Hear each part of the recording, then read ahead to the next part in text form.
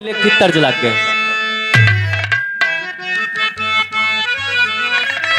यह तर्जबा खटिया के नीचे बैठल चोरावा, लेकिन उ दुल्हनिया अपने दुल्हा से कहत का कैसे ना हिलाया भैंसा सतिया। तुमसे संजवस बताएं गैस चुक गए बा, दूसर सिलेंडर ले आवत तब भाई खाना बने। अब दुल्हनिया कहत बा कैसे ना हिलाया भैंसा सतिया, कैसे बनाई राज रोटिया। कैसे ना हिलाया भैंसा सतिया, कैसे बनाई राजा रोटिया। कैसे ना हिलाया भैंसा सतिया, कैसे बनाई राजा रोटिया। अब के जमाने की लड़की रही बताओ दिवा कि जब गैस चुक गए तो खाना हम बनाए न पाऊ। तू जौन चीज बतावत हो काम कब्बो देखे ना बने। लकड़ी व कंडा चूल्हा कबहू न खाली हो। लकड़ी व कंडा चूल्हा कबहू न खाली हो।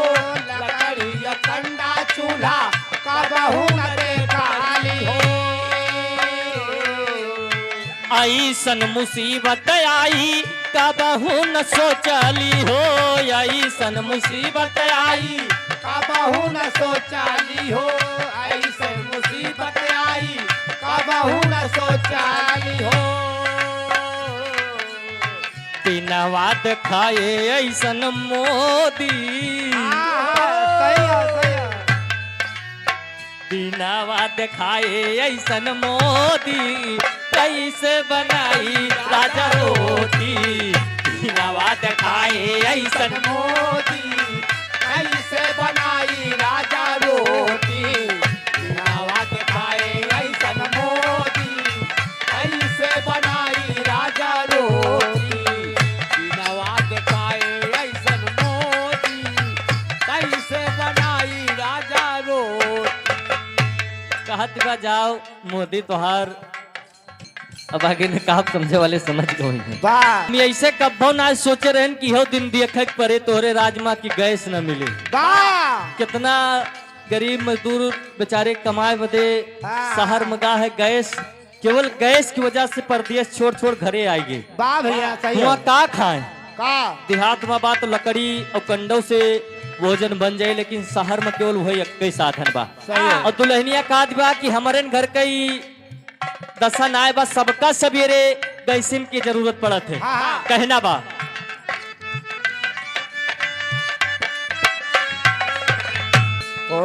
सवेरे सबका चाय परेठा चाहिए।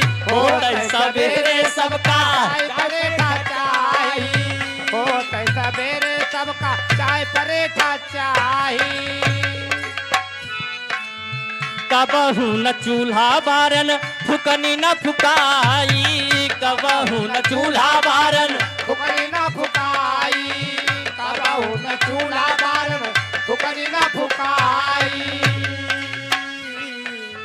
कबहू न चूल्हा बारन फुकनी न फुकाई। कबहू न चूल्हा बारन फुकनी न फुकाई। कबहू न चूल्हा बारन फुकनी न फुकाई। दुल्हनिया काज बा तुम्हें कुलघरन कर वो सवेरे नाश्ता में चाय और परेठा चाहिए। हम अपने नैहर में कब्बो चूल्हा बार के चाय परेठा ना बनाए हैं। अगर तुम्हें चाय परेठा चाहिए तो हमार बात माना, गैस ना मिलत बात एक काम करा लाइटा इंडक्शन माना बतिया। गैस बंद रहा दिया, बिजली तावत बा इंडक्शन ला दिया, वहीं पर चाय परेठा रोज सवेरे मिले। लाइटा इंडक्शन माना बतिया, कैसे बनाई राजा रोटिया। लाइटा इंडक्शन माना बतिया, कैसे बनाई राजा रोटिया। लाइटा इंडक्शन माना बतिया, कैसे बनाई राजा रोटिया। लाइटा इंडक्शन माना बतिया, कैसे बनाई तिया रोटिया। दुल्हनिया कहत बा अगर सवेरे तुम्हें गरम गरम चाय परेठा चाहिए तो इंडक्शन लाए दिया। इंजेक्शन? इंडक्शन जोन बिजली वाला चूल्हा वो था। अच्छा हम कहीं इंजेक्शन? इंजेक्शन नहीं इंडक्शन। अच्छा अच्छा। और दुल्हनिया कहत बा जब वोट लिए रहा तब तो सबका फ्री में सिलेंडर दे। अब सरकार बन गया तो सिलेंडर बंदी चालू बा। कहना बा कैसे?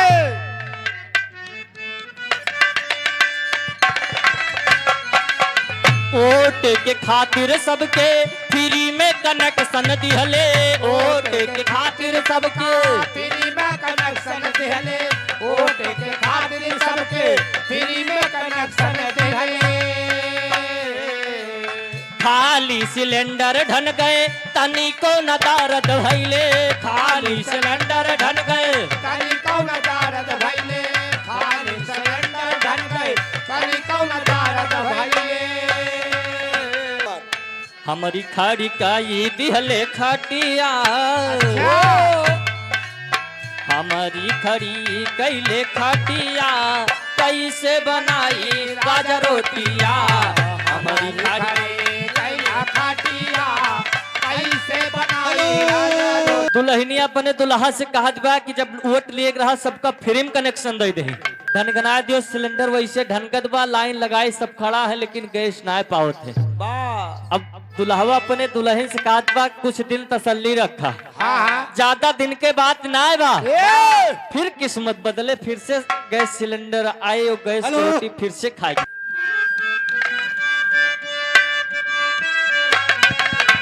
कुछ दिन तसल्ली रखा कंडा से पोवा।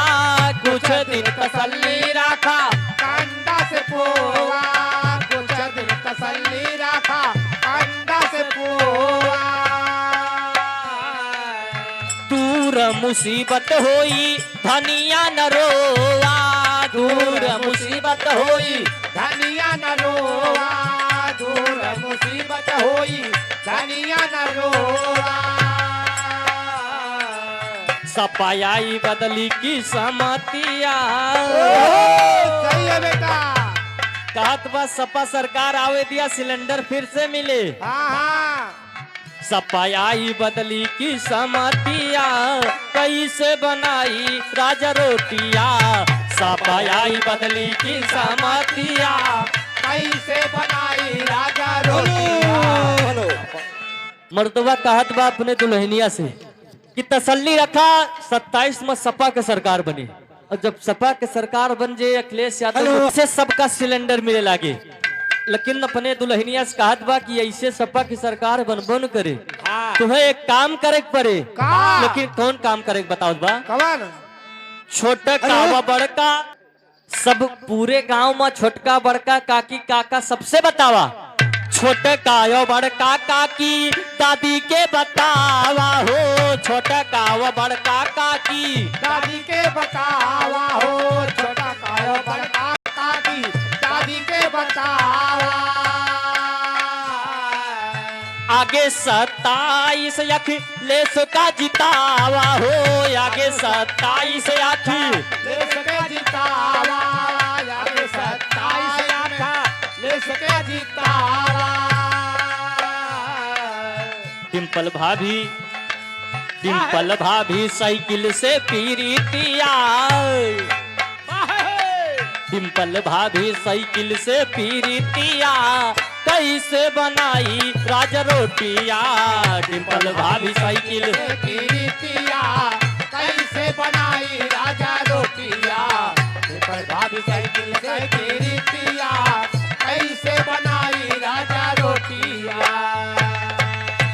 मर्दवा कहत बा कि पूरे गांव में जाए कि सबसे काकी दादी अम्मा सबसे बतावा कि 27 में सबई साइकिल के बटन दबावे सपा के सरकार बनावे अखिलेश यादव मुख्यमंत्री बनी है। जब अखिलेश यादव मुख्यमंत्री बन जाइए तब गैस सिलेंडर मिले नहीं तो ऐसे गैस बंदी चालू रखी। इधर यह गीत के रचनाकार हमारे गुरुजी श्री लाल बहादुर यादव जी मंच के पीछे विराजमान है। गुरुजी के कर कमलों द्वारा 100 रुपए का सम्मान गुरुजी के चरणों में बार बार प्रणाम बा। यह गीत के लिखे वाला गुरुजी है पीछे विराजमान है जोन की हमें कलह लिख के दे कलह से गावा जाता है केवल।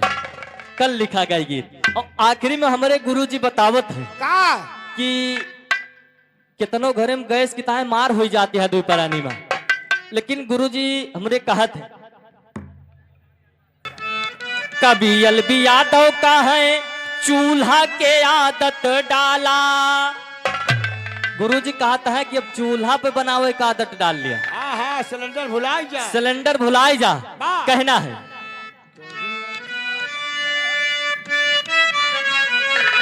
कभी अलबी यादव का है चूल्हा के आदत डाला, कभी अलबी यादव का है चूल्हा का आदत डाला, कभी अलबी यादव का है चूल्हा का आदत डाला, कभी अलबी यादव का है चूल्हा का आदत डाला।